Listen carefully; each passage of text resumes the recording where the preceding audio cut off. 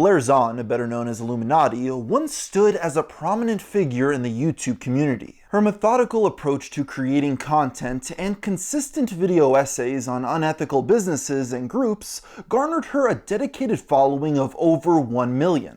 However, a myriad of poor decisions and actions have led to her downfall. While there are plenty of videos on this site talking about her downfall and passing judgment, I'm not really interested in doing that. Instead, I wanted to marvel about how an otherwise competent manager of a large YouTube channel completely self-imploded her career for no reason, and also how her current state of viewership permanently dropped by 95%, which is not like anything else I've ever seen with my 14 years on this website. So let's go back to the beginning of this fallout to analyze the several bad business decisions Blair made to ruin her career within a matter of months, and why I feel it's going to be impossible for her channel to ever make a comeback from an algorithmic perspective at least. Blair's initial success was built on her ability to churn out fairly high-quality video essays on various multi-level marketing companies and all things bad business related. Remaining relatively impersonal, her no-nonsense approach to dissecting unethical business practices set her apart from the rest within the community. Pumping out informative content at an assembly line pace allowed her to earn millions of views each and every month,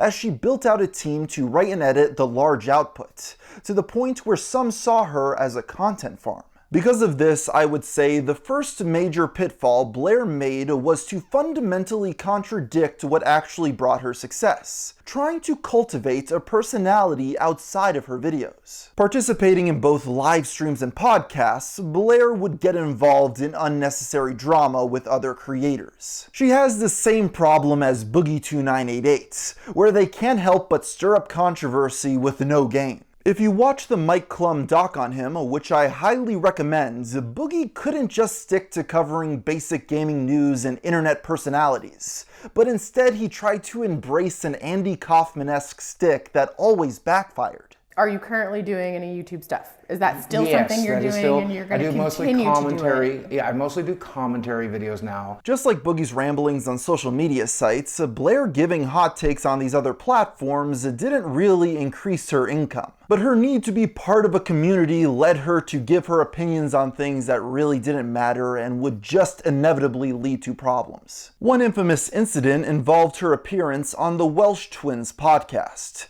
where she attacked a smaller creator named Madison of the YouTube channel Cruel World Happy Mind. Having only about 20k subscribers at the time, Madison witnessed Blair assassinate her character in front of thousands. Blair's comments during this podcast were seen as unnecessary and harsh, considering the significant power imbalance between her and Madison. Not to mention that the incident took place during the latter's pregnancy, a critical point in time where their doctor recommended they limit their stress levels as much as possible. Because I was already really sick, and so the doctors were just urging me to stay healthy and limit my stress. And then all of a sudden, I end up in one of the most stressful dramas I have ever experienced. While the situation would cast a dark shadow on Blair's reputation with a small group in the know, it wouldn't be the straw that would break the camel's back. The real tipping point would be her idiotic drama with creator Legal Eagle, where she'd call him out for plagiarizing her editing style, which came down to mundane similarities such as highlighting text on the screen. Even if she did have a point, which I don't think she does by the way, Legal Eagle is in a completely different genre than her with minimal crossover in audiences, meaning that even if one of his editors did hypothetically get inspired by her work, it would have no effect on her career.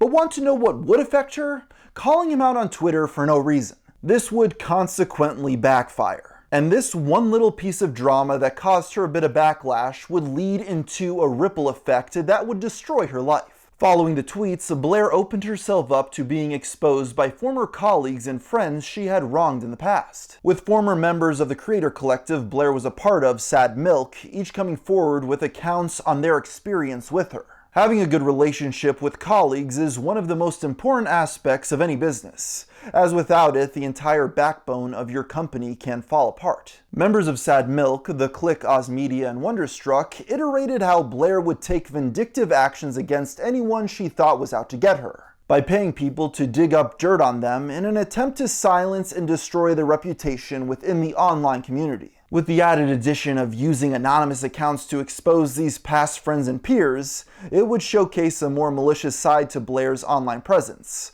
which damaged her relationships within the creator community and caused the collective to inevitably fall apart. With this news spreading like wildfire, Blair would have no choice but to address these controversies publicly. Hey everyone. Well, there's no really fun or interesting way to start this conversation, so you guys know what you're here for, and I'm just gonna jump into it the way I know how to. While it would have probably been possible to fix the situation right here by making a public apology through a concise statement on Twitter, Blair would instead do the opposite, and play the victim card with a video on her main account, where most of her viewers didn't know or care about the drama. But they were now forced to marvel at her ramblings. After subsequent videos made by the Click and Wonderstruck in response, a month later Blair would take action by attempting to sue Oz Media and sending a cease and desist to Wonderstruck. These lawsuits would only further harm her reputation by potentially having ethical and legal ramifications. When threatening to sue someone as a creator, there is usually little to no follow-through and nothing to really gain.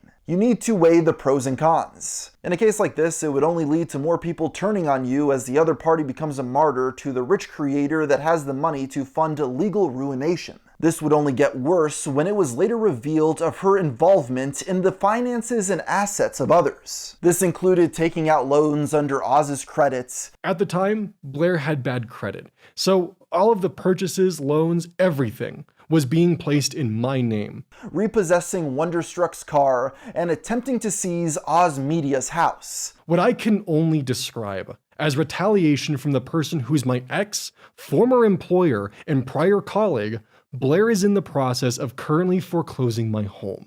Essentially trying to control the individual's livelihoods. Now, I'm not here to break apart these allegations, but rather to point out Blair's tendency to attack anyone who criticized her instead of just ignoring the criticism when it didn't have a direct consequence on her business. She was making a crazy amount of money and didn't need to do any of this. The culmination of these collective mistakes and controversies had devastating results for Blair's career. And this is apparent just by looking at her social blade. And as a person who's been fixated on YouTube analytics my entire life, these numbers show that she utterly destroyed her business. I mean, sure, most people will point out that she lost 170,000 subscribers in a month, but that happens all the time for creators who get cancelled.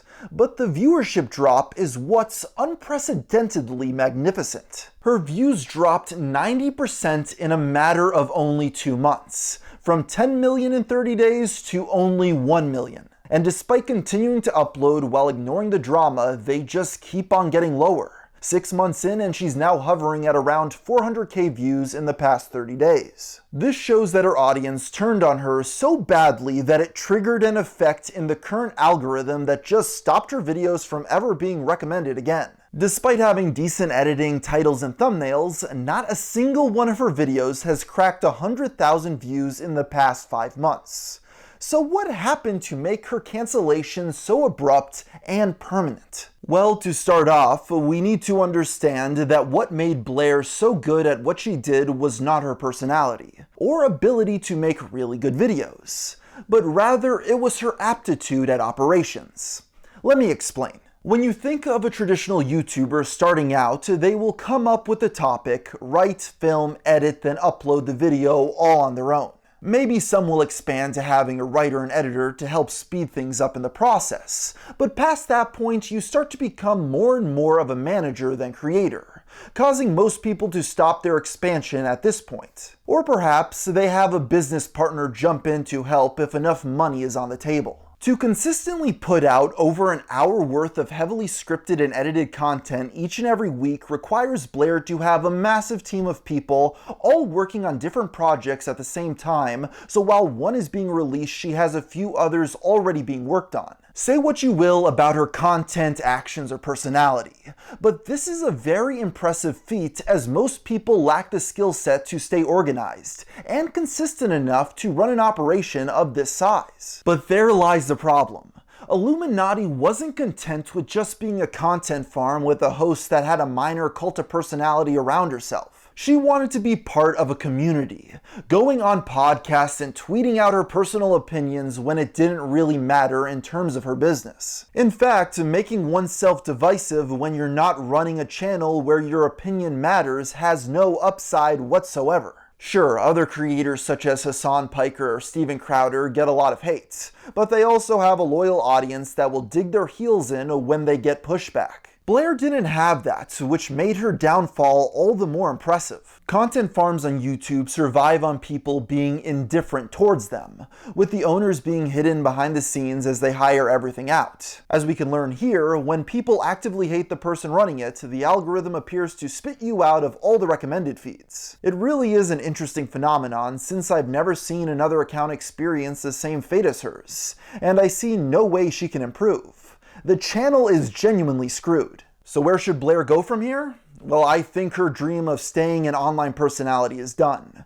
But with her management skills of running a channel of this sort, there's clearly potential for her to either get a job working for another creator behind the scenes, or starting a new channel from scratch with a new host that the public doesn't know is related to her.